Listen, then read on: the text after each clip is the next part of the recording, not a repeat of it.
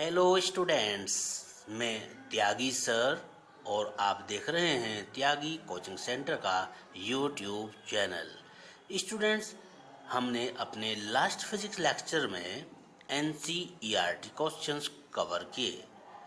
Students, आज हम अपने इस लेक्चर में शेष एनसीईआरटी क्वेश्चंस कवर करने जा रहे हैं। स्टूडेंट्स, अब हम क्वेश्चन नंबर 8 पर आते हैं।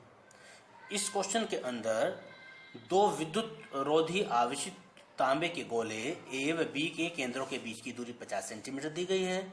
यदि दोनों गोलों पर पृथक पृथक आवेश 6.5 × 10⁻⁷ कूलाम है तो इनमें पारस्परिक स्थिर विद्युत प्रतिकर्षण बल हमसे पूछा गया कि कितना होगा। गोलों के बीच की जो दूरी है, अर्थात जिन दूरी पर गोले रखे हैं उनकी तुलना में गोले ए व बी की त्रिज्या हमें नगण्य दी गई है। तो स्टूडेंट्स, सबसे पहले हम इन दोनों गोलों के बीच की दूरी r = 50 सेंटीमीटर नोट करेंगे, जिसे हम मीटर में कन्वर्ट करके 50 × 10⁻² मीटर या फिर 0.50 मीटर बना लेंगे। दोनों गोलों पर हमें पृथक पृथक आवेश 6.5 × 10⁻⁷ कूलाम दिए हैं। इसका अर्थ है पहले गोले पे जो आवेश है 6.5 × 10⁻⁷ कूलाम, वही दूसरे गोले पर भी है, अर्थात यहाँ Q1 व Q2 की वैल्यू सेम है। इनमें पारस्परिक स्थिर विद्युत प्रतिकर्षण बल हमसे पूछा गया है। इसमें हम देख रहे हैं कि दोनों आवेशों पर आवेश की प्रकृति समान है, अतः प्रतिकर्षण का बल ही लगेगा, तो वही प्रतिकर्षण बल को हमें परिमाण के रूप में पूछा गया है कि कितना होगा। जबकि यहाँ ये बता दिया गया है कि जो दोनों गोलों की त्रिज्याएं हैं वह बहुत कम हैं दोनों गोलों के बीच की दूरी की तुलना में।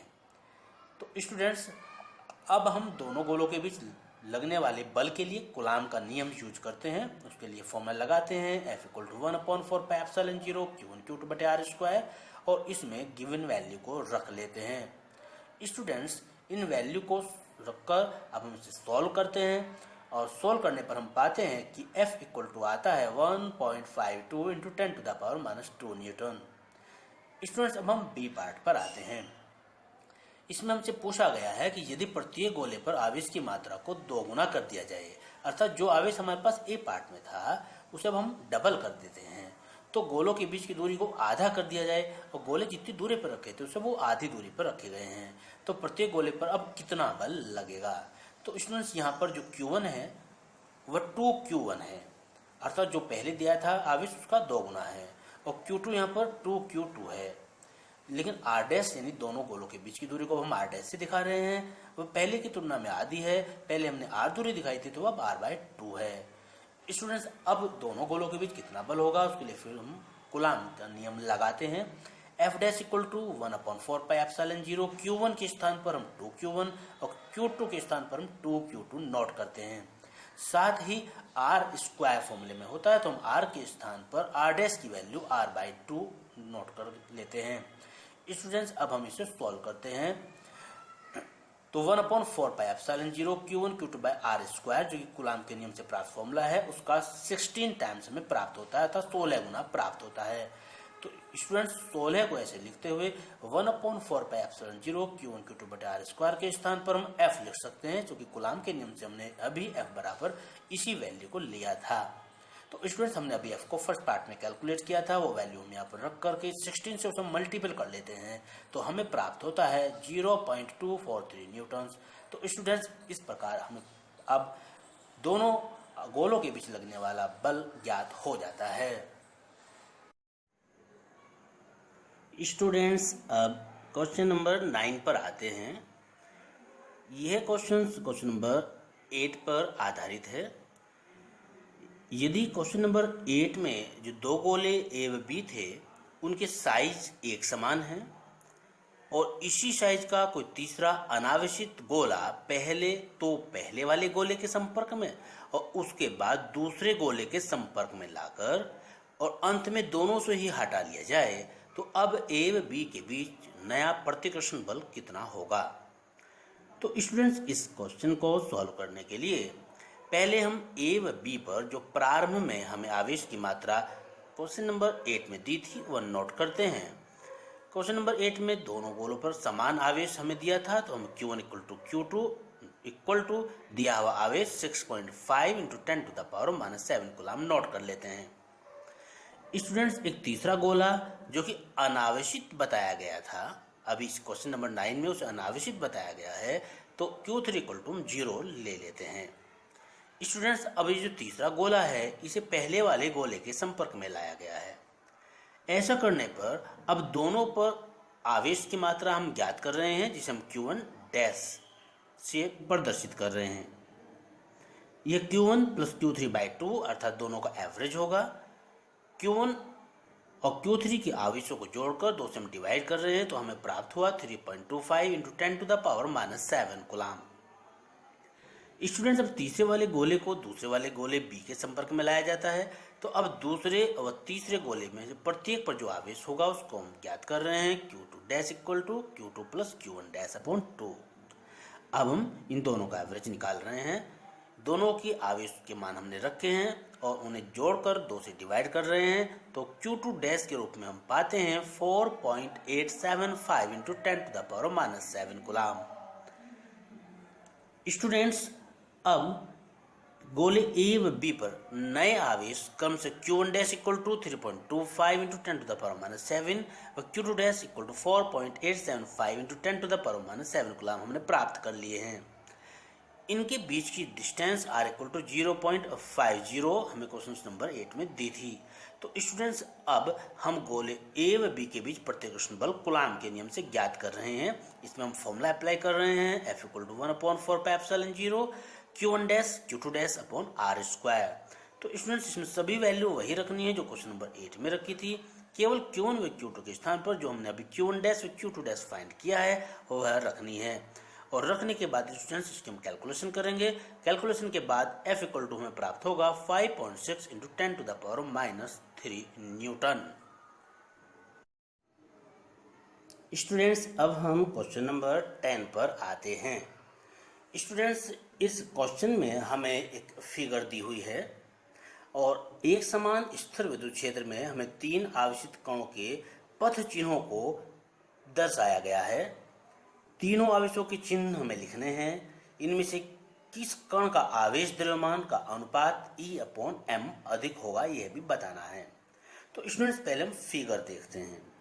स्टूडेंट्स हमें जो 3 कण दिए हैं जिसमें कण 1 और कण 2 दोनों धन आवेशित जो प्लेट है उसकी ओर विक्षेपित हो गए हैं, अर्थात उनका जो डिफ्लेक्शन है वो धन आवेशित प्लेट की ओर है। तो स्टूडेंट्स इससे ही हमें पता चल रहा है कि ये दोनों आवेशित कण ऋण आवेशित है, क्योंकि ऋण आवेशित होने के कारण ही ये धन प्लेट की ओर आकर्षित हुए हैं। क्योंकि स्टूडेंट्स हम जानते हैं कि विजातीय आवेश ही एक दूसरे को प्रतिकर्षित करते हैं और ये धन प्लेट थी, इसलिए 1 व 2 ऋण आवेशित कण होंगे, तभी वे धन प्लेट की ओर आकर्षित हुए हैं अर्थात विक्षेपित हुए हैं। स्टूडेंट जो तीसरा आवेशित कण है वह धन आवेशित है, क्योंकि यह ऋण आवेशित प्लेट की ओर विक्षेपित हुआ है। तो स्टूडेंट्स इस प्रकार हमने तीनों कणों के पथों के चिन्ह बता दिए हैं कि पहला जो आवेशित कण है वह ऋणावेशित, दूसरा ऋणावेशित और तीसरा धनावेशित होगा। स्टूडेंट तीनों कण प्लेटों के बीच विद्युत क्षेत्र E में चलने में मान लेते हैं T समय लेते हैं। आवेश E द्रव्यमान M के कण का विद्युत क्षेत्र E में जो त्वरण होगा E capital E upon M होगा। स्टूडेंट्स ये जो हमने त्वरण यहाँ निकाला है ये F इक्वल टू M में फॉर्मूला लगाया है और वहां से स्मॉल a त्वरण निकाला है, तो F अपॉन M आ गया है, जिसमें M नीचे रखा है और ऊपर F के स्थान पर हमने फॉर्मूला खोला है QE, यह कैपिटल E विद्युत क्षेत्र को दिखा रहा है और Q की जगह एक इलेक्ट्रॉन के आवेश को यहाँ रखा गया है। तो इस तरह से हमें त्वरण E अपॉन M प्राप्त हो गया है। स्टूडेंट्स प्रारंभिक ऊर्ध्वाधर वेग 0 होगा और अगर T समय में ऊर्ध्वाधर विक्षेप y आता है, जैसे ये विक्षेपित उप जा रहा है ऊपर को, तो T समय में वह y दूरी ऊर्ध्वाधर तक चल लेता है, तो हम गति की समीकरण इसमें यूज करेंगे। S के स्थान पर हम या H के स्थान पर हम ऊर्ध्वाधर विक्षेप y लेंगे। क्योंकि प्रारंभिक ऊर्ध्वाधर वेग 0 है तो ut में u 0 हो जाएगा, तो वह ut हमारा यहाँ से कैंसिल हो जाएगा, तो प्लस हाफ at² हमारे पास यहाँ बचा। स्टूडेंट्स इसमें a त्वरण है जो कि हमने अभी E अपॉन M निकाला था। इस a के स्थान पर हम E अपॉन M रख लेते हैं और t² हमारे पास ये पहले से है। तो स्टूडेंट्स यहाँ पर 1/2 ई और टी स्क्वायर कॉन्स्टेंट है, तो जब ये कॉन्स्टेंट हम हटाते हैं तो हम y proportional to E by M पाते हैं। तो स्टूडेंट्स यहाँ ये पाया कि जो विस्थापन होता है वह ई बाई एम के प्रोपोर्शनल है। चूँकि कण 3 का ऊर्ध्वाधर विक्षेप हमें अधिकतम दिखाई दे रहा है, जो ऊर्ध्वाधर विक्षेप है वो कण का ज़्यादा है 1/2 कण की अपेक्षा, इसलिए ई बटे एम का मान जो है वो कण 3 के लिए ही अधिक होगा। स्टूडेंट्स अब क्वेश्चन नंबर 11 लेते हैं। इस क्वेश्चन में हमें जांच द्वारा सुनिश्चित करना है कि ke²/GmEm एक विमाहीन है। भौतिक नियतांकों की सारणी को देखकर इस अनुपात का मान भी ज्ञात करना है। यह अनुपात क्या बताता है इस बात को भी बताना है। तो स्टूडेंट्स, न्यूटन के गुरुत्वाकर्षण के नियम से पहले हम इलेक्ट्रॉन प्रोटॉन के बीच गुरुत्वाकर्षण बल ज्ञात करेंगे। स्टूडेंट्स, 11th क्लास में हमने न्यूटन का गुरुत्वाकर्षण नियम पढ़ा, F=G(m1m2/r²। यहाँ पर F के सफिक्स में कैपिटल G लगाकर प्रदर्शित किया जा रहा है, जो कि गुरुत्वाकर्षण बल को प्रदर्शित करेगा। कैपिटल G जो कि गुरुत्वाकर्षण नियतांक को दिखाता है। ME यहाँ पर इलेक्ट्रॉन के द्रव्यमान को और MP यहाँ पर प्रोटॉन के द्रव्यमान को प्रदर्शित कर रहा है। स्टूडेंट्स, अब हमने इन्हीं दोनों कणों के बीच कूलाम का नियम लगाया। कूलाम के नियम लगाने पर हमें Fe यानी विद्युत बल के लिए हम यहाँ पर E लाए हैं equal to K Q1 Q2। Q1 के स्थान पर इलेक्ट्रॉन का आवेश और Q2 के स्थान पर प्रोटॉन का आवेश हमने रखा E क्रॉस E। क्योंकि इलेक्ट्रॉन और प्रोटॉन के दोनों के आवेश मात्रा में समान होते हैं, तो दोनों को E यहाँ पर रखा हुआ है अपॉन R²। स्टूडेंट्स, अब हम इन्हें डिवाइड करते हैं और Fe/Fg निकालते हैं, तो हमें ke²/GmEm प्राप्त होता है।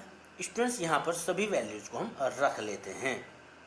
तो वैल्यूज रख लेने के बाद और कैलकुलेशन कर लेने के बाद हमें Fe/Fg 2.3 × 10⁻39 प्राप्त होता है। स्टूडेंट्स, यह एक स्टैंडर्ड वैल्यू है, इसलिए हम Fe/Fg को डायरेक्ट भी ले सकते हैं बिना किसी कैलकुलेशन के किए हुए। तो स्टूडेंट्स, हम ये पा रहे हैं कि Fe 2.3 × 10⁻39 टाइम्स है Fg का, अर्थात विद्युत बल गुरुत्वाकर्षण बल से लगभग 10⁻39 टाइम्स है। तो स्टूडेंट्स, यह अनुपात एक विमाहीन नियतांक है और यह हमें बताता है कि जो विद्युत बल है वह गुरुत्व बल की अपेक्षा बहुत ज़्यादा स्ट्रॉन्ग है, अधिक प्रबल है। स्टूडेंट्स, यह हमें इस छोटे से एक प्रयोग से भी पता चलता है कि जब हम बालों में रगड़ने पर एक सूखा जो प्लास्टिक का कंघा होता है उससे कागज़ के टुकड़ों को उठाते हैं तो कागज़ के टुकड़े जो हैं उठ जाते हैं। इसका मतलब क्या हुआ? इसका मतलब ये हुआ कि गुरुत्वाकर्षण बल कागज़ के टुकड़ों पर लगा हुआ था, उसके लगे होने के बाद भी वो ऊपर उठे हैं। इसका अर्थ ये है कि जो विद्युत बल है वो अधिक है, गुरुत्वाकर्षण बल की अपेक्षा वो अधिक है, तभी कागज़ के टुकड़े वह आकर्षित हुए हैं, उठे हैं ऊपर को प्लास्टिक के कंघे की ओर। स्टूडेंट्स, अब क्वेश्चन नंबर 12 पर आते हैं। किसी निकाय में दो आवेश QA इक्वल टू 2.5 × 10⁻⁻7 कूलाम तथा QB इक्वल टू -2.5 × 10⁻⁻7 कूलाम क्रम से दो बिंदुओं A जिसके कोऑर्डिनेट दिए हैं 0,0,15 सेंटीमीटर तथा B कोऑर्डिनेट दिए हैं 0,0,15 सेंटीमीटर में व्यवस्थित हैं, निकाय का कुल आवेश व विद्युत ध्रुव आघूर्ण ज्ञात कराया गया है। तो स्टूडेंट, सबसे पहले QA जो गिवन है उसे हम नोट करते हैं, उसके बाद जो QB की वैल्यू गिवन है उसे हम नोट करते हैं। स्टूडेंट्स, इसके बाद हम एक फिगर बनाते हैं जिससे हमें इस क्वेश्चन को सॉल्व करने में सरलता होगी। उसके लिए हम y-अक्ष और ये z-अक्ष खींच लेते हैं।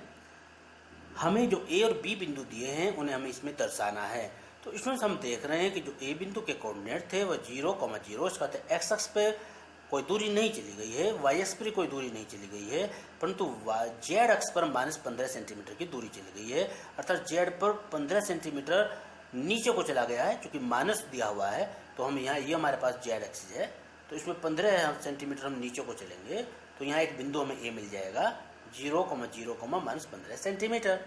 इसमें से हम इस बिंदु B को प्रदर्शित करेंगे इसके कोऑर्डिनेट हमें 0, 0 और 15 दिए हैं। इसका अर्थ है हम एक्स अक्ष पर नहीं चलेंगे, कोई दूरी नहीं चली जा रही, एक्स अक्ष पर 0 है, वाई अक्ष पर भी कोई दूरी नहीं चली जा रही, लेकिन जेड अक्ष पर 15 सेंटीमीटर की दूरी चली जा रही है। और चूंकि इस बार पी प्लस में है तो ये ऊपर की दिशा में हम 15 सेंटीमीटर चलेंगे। तो यहाँ पर हमने बिंदु बी को प्रदर्शित किया, यह 0,0 15 सेंटीमीटर को प्रदर्शित कर रहा है। तो स्टूडेंट्स हम ये देख रहे हैं कि ए और बी के बीच की जो डिस्टेंस है वह 30 सेंटीमीटर होगी, क्योंकि 15 सेंटीमीटर तो यहाँ तक हुआ और 15 ऊपर हुआ, तो टोटल 30 बन गया।